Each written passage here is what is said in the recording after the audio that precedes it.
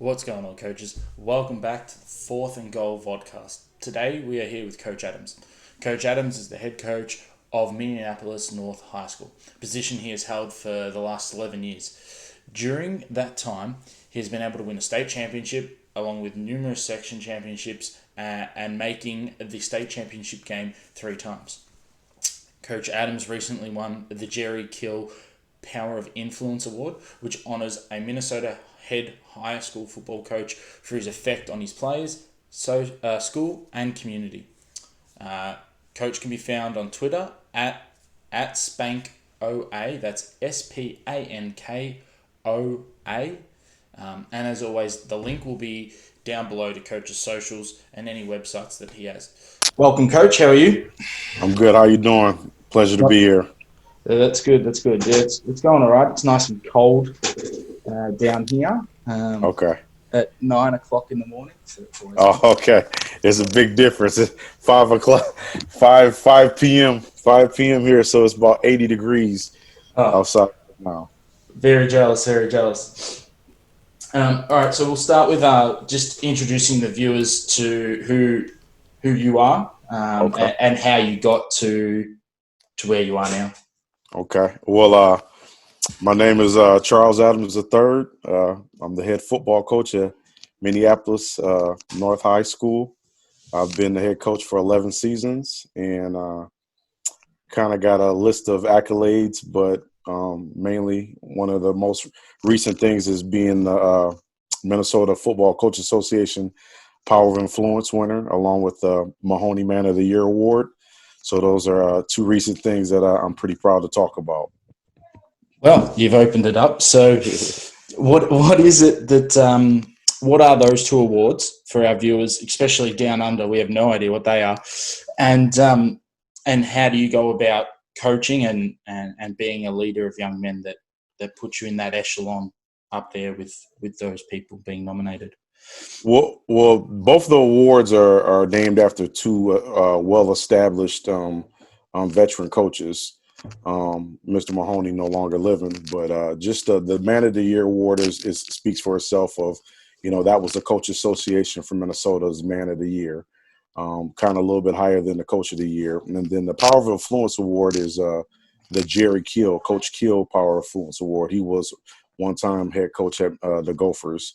And just the power of influence, just influencing anybody, and I kind of take that kind of award as that's the day-to-day process with any ball coach.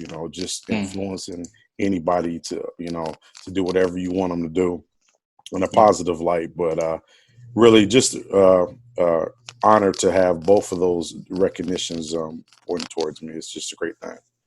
Awesome.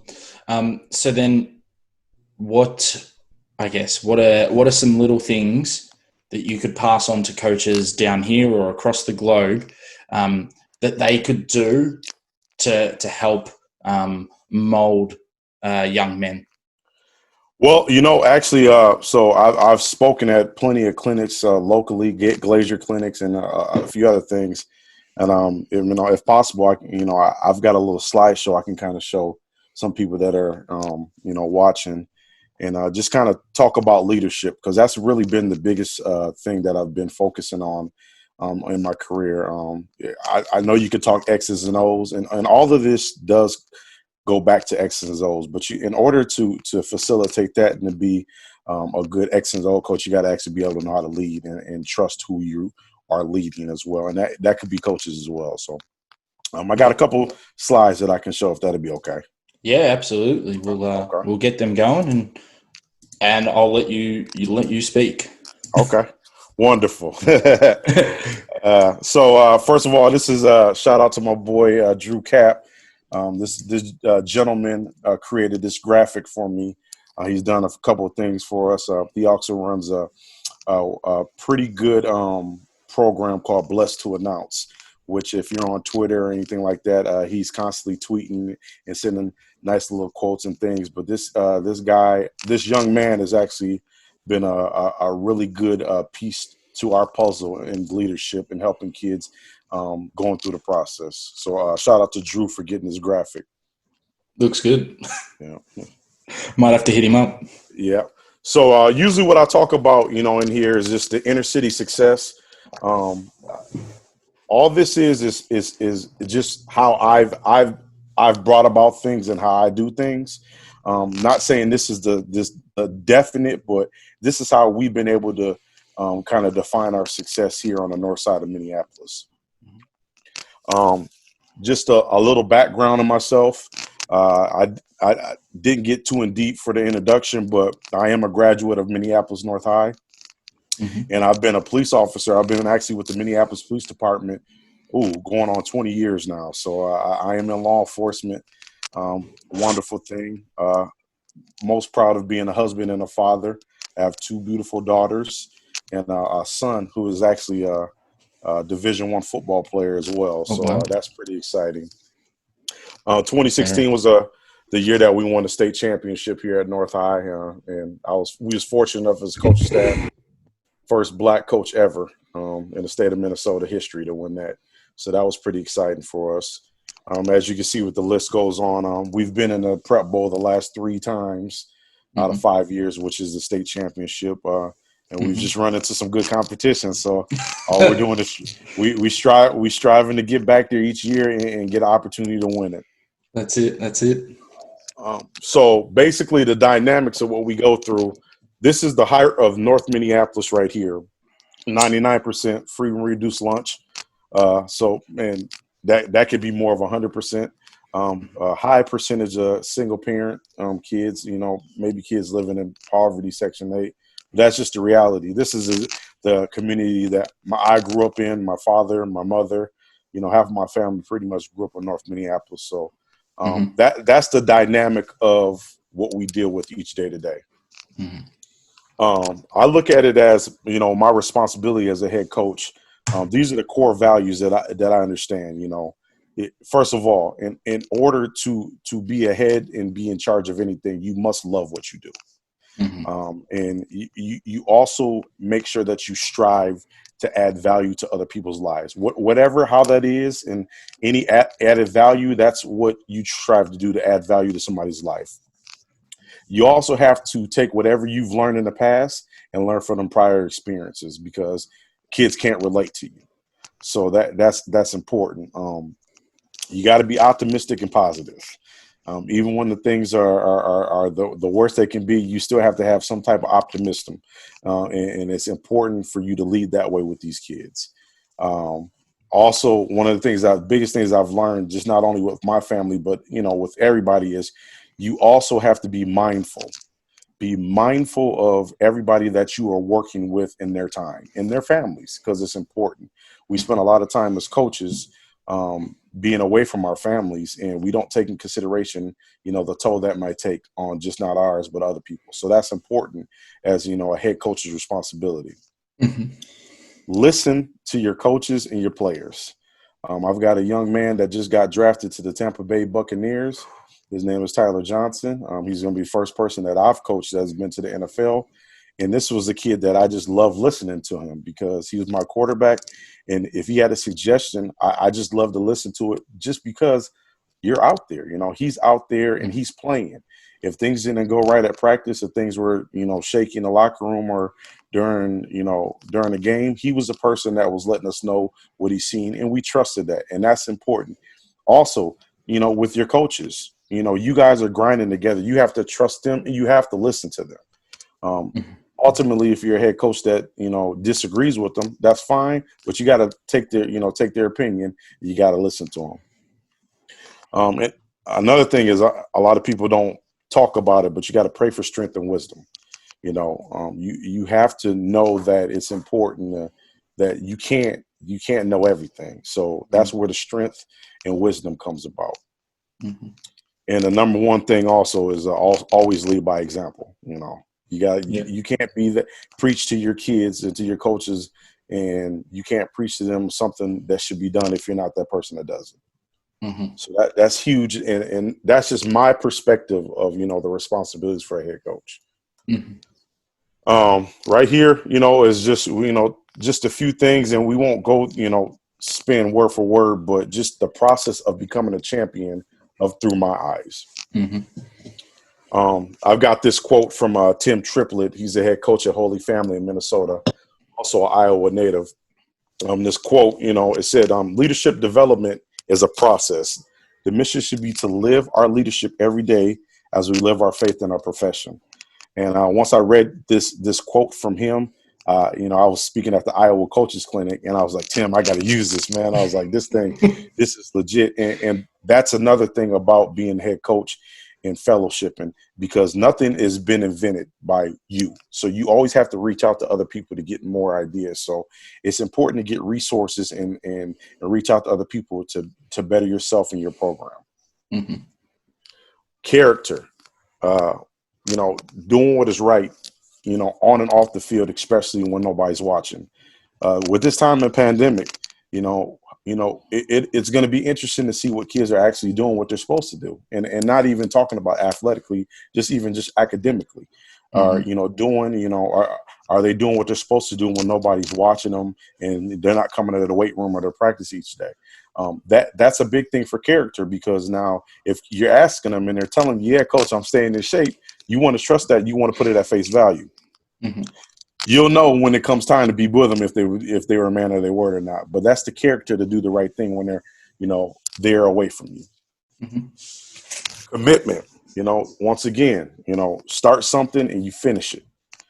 Commit yourself to showing up every day and then working every day and getting better every day. The results may vary, but not instant gratification, but continue to strive to be better. And that's where the commitment piece is at. And that's another major part about being, becoming a champion. Mm-hmm. Pride in performance. Someone is always evaluating you. I always tell my boys, you never know who's watching. You never know, especially with this social media, Mm-hmm.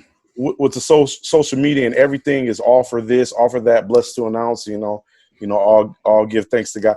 You never know who's watching, and you never know if real or fake, Mm-hmm. So I always tell my kids, you guys always got to take pride in what you do, but always understand that everybody's watching. Yep. But if it's the right thing, take pride into it. Mm-hmm. Seek out a challenge. It speaks for itself. Yep. Yep. You can't. Don't settle for being mediocre. Seek a challenge out. Whatever it's going to take for you to be above average and do the best. Just don't be complacent. And every day you need to work on and getting yourself better and compete and improve. My wife has a saying to my son: he got to be 1% each day better. She grind on him. I'm a football coach, but my wife she's the one that's tough on my son, because she knows how excellent he is and she wants to keep him at a high level. So, seek out a challenge, go for that challenge, and you stick with it and you go at it. Don't tell me, show me. Yeah, exactly. It's funny. Yeah. Yeah, coach, I want to come out. I want to come out for this. I want to come. Hey, I don't want to hear none of that. I don't want to hear none of that, man. Man, just come. Yeah. Well, coach, I want to play this. I want to play that all the time. Actions speak louder than words. Tell your kids, hey, I don't want to hear it. Just do it, man. Because the one that's talking about it ain't about it. If you about that and you want to come to it, come with it. So that's one of my major things. I get texts and I get emails all the time about. I'm like, okay, I love to have your kid, but come on, I want to see them. So don't tell me, show me. That's big. Define success. What does it mean to be successful in your program? And then what can you clearly define your measurements or success, and can develop to plan to pursue it? So we look at it here in Minneapolis as, we figure that the best way for our kids to get exposure is we have to play at the highest level. If we're not playing at the highest level and not playing at a level to where people can come see us, we feel that we're not giving our kids the service that they need. So we figure that it's imperative that we put our kids in a position to play at the highest level so that we can get exposure. And that's how we define success. We got to get prepared so that people can come see us play. Focus on what you control. You control your attitude, your effort, in your actions and do the best at everything you do. No, don't be me. If you going, I tell these, even working patrol, for 7, 8 years on the streets and running into all types of walks of lives of people, you know, going to jail or whatnot. I would always tell somebody, say, hey man, if you're gonna be this or you're gonna be that, if you're gonna be a student, if you're gonna be a drug dealer, you got to do it 100%. It can't be half and half. You can't be so. If you're gonna be a ball player and you're gonna be a student athlete, you got to give that all. Mm-hmm. But you can control what you do. But if you're gonna do, you got to do it to full extent. And that kind of working in the schools and being an officer, because I was able to encourage kids to stay off the streets and come play football and give them better opportunities. So that worked out real good. Yeah.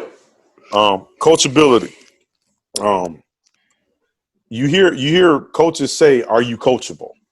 And you have to be coachable, and you have to take constructive criticism. So, can you follow the directions, and can you do that without having to be reminded about instruction, and do it at a high level, and that it equivalates to kids doing this, whatever level they go to. Can they follow instruction, but can they be coached? Excuse me. And can they handle it appropriately to where they don't feel that somebody's just talking bad about them, but they're actually trying to strive for them to be better. So the coachability is major for success in becoming a champion. Improve every day. 1% better. Like I said, my wife says, improve every day. If you feel that you're just where you want to be at, there's always something better. 50 Cent says in his new book, he says that there's never a light to the end of the tunnel. You're always you got to keep going. You got to keep going. It's never just I'm there. There's never a light at the end of the tunnel. You got to keep striving, because whenever you think you're there, you can get better. So every day you got to use that to be improved. Mm-hmm. Get your sleep, man. The sleep thing. I tell you, man, these kids don't go to sleep. They don't go. They stay up. They eat hot Cheetos, Takis. They play video games. They playing the not Grant. What's the new Call of Duty and the Fortnite? Man, get some sleep, man. Go to sleep. Get your body right. Eat right, because that's gonna help. And you're gonna realize that when you get older, that makes sense. And that's stuff that we got to tell our kids, because they don't understand how important it is down in the line. Because when you're in a college program, all you doing, you getting up at 5:00, you lifting, you eating, you got to make sure you eat right. Then you going back to class, and you going to workout, you going to practice. So get your sleep, because you ain't gonna be able to be up all night when you get to the big leagues. Yep. Compete. Get excited to compete. Don't shy away from competition. And as a coach too, get excited. You want to go against the best. We lost this year to Carl Frichte. His team is Caledonia. They have the nation's longest winning streak in the nation. They've won the state championship 6 years in a row, haven't lost. I want to play him every year, because I want to be that guy that goes, and I'm going to be the guy that beat him. You know what I'm saying? Now, he done kicked my tail the last 2 years, but after he whooped me this year, I said, I'll see you again next year, Carl. He said, you better. So, you got to figure it out, but you can't shy away from that competition. The moment that you do, your kids they'll soak all that up, and then they won't ride with you. If you're not competitive, you don't want to go after everybody, the kids ain't going to ride with you. And that shows your character, not being cocky, but being confident, and that's important. The difference between cocky and confident. Be resilient. Not everyone is going to go the way that you want it, like this year where we got whooped up pretty bad in the championship, but we learned from it. That's what it was. You got to figure out what goes wrong, and then and how to fix it, and how to make things better. And there's going to be things that are difficult, but you got to be mentally tough. You can't give up. You cannot give up, and you can't encourage your kids that you coach day to day to give up as well. Energy, as you can see. I mean, if I don't do nothing, I'm gonna get my. I tell my coaches all the time, like, I may not know not one play, but I'm gonna get my boys hyped though. I'm gonna get them going. I'm gonna get them going. But it's important because these kids spend more time with you than their families and their parents, so they got to trust you, and it's important to bring that energy. Mhm. Learn new skills, learn from your mistakes, and learn what your abilities will sustain. Then learn where you're most optimal for the team's success. So just going back to everything we said for this whole presentation, it's just Mm. important because you learn something new every day, and these kids will teach you a lot. Perform, same thing as, anything else, being consistent in the performing and performing at a high level. Keep that consistency, and it's important to stay there and continue to keep things going. Mm-hmm. And that was the last one, but this is, just resources that we use. Coaching Boys to Men is actually a curriculum that I use through the Minneapolis Health Department, and it's a curriculum with character, and we talk about domestic dating, we talk about a lot of things with these kids, and uh, it's important because sometimes they don't have kids, don't have nobody that can help them or even Mm-hmm. talk to them about these type of things. We also coordinate with the fellow FCA, the Fellowship for Christian Athletes, which is good, and we got a couple coaches helping with that, and then along, like I said before, blessed to announce. Mm-hmm. All of that equivalates to, well, we try to make sure that these kids are not just kids that, can just throw the ball, and that Yeah. they can catch the ball and they score touchdowns, because we know they can do that. But Mm-hmm. getting them ready to be successful in life after everything we taught them, besides just running a route, what have they got and what kind of young men are they are. So that's important to me in North Minneapolis. That's the biggest thing about leadership, is what can you do for these kids after they're done with you. And my wife used to always tell me, she said, what are you doing with these kids when there is no season? Are you Mm-hmm. just coaching them and then you're done with them? So that's important, and that's the thing that you got to always talk about. And also, the biggest thing that we never think about as coaches is not every kid comes to you in your program and plays for you because they want to be a Division I or NFL star. We got to start embracing these kids that want to be a part of something that's successful as a team, for camaraderie, and people that want to be around you because of your energy and what you do. And a lot of coaches take that for granted. They don't understand that a lot of kids aren't even here because they want to play. They just want to be around you, and they want to be around something positive. So that's what we got to encourage more. We got to have more kids and more people that understand that kids want to be around somebody that's stable. Mm-hmm. So, and I learned my lesson that in the last couple of years, that, not every kid is in it just for the hype and glory. So we got to embrace those kids too.